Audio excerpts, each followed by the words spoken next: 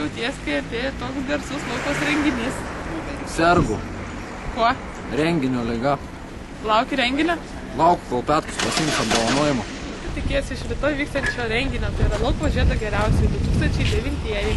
Jau kelintą valandą bus tas renginys. Dabar mes esame vietoje, nuo kurios kilo mūsų jau kasmetiniu tapusio renginio, tai yra Laukos žiedo geriausiai pavadinimas. Bandysime pakalbinti mūsų vieningo jaunimo valdybos narius, kaip jiems sekasi organizuoti šį renginį. Sveiki visi! Labas! Kaip matau, esame truputėlį pavargę, bet galime nusiteikę. Sakykit, kaip sekasi ruoštis renginį Laukos žiedo geriausiai? Oi, stengiamės kuo daugiau triūsti ir dirbti per šitą renginį, kad visi būtų labai patenkinti.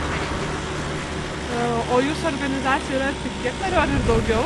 Ne, jau yra ir daugiau, tiesiog mes esame pasiskirstę pareigomis, todėl kiti yra dabar savo darbo vietose.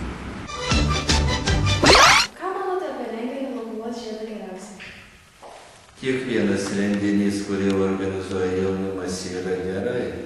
Ir tik tai reikia sveikinti tokią iniciatyvą ir daugiau tokių renginių, daugiau tokių iniciatyvų. Ir žmogus tobulėja, nėra kada jam sugriūti, subūti ir visą laiką jis yra aktyvus.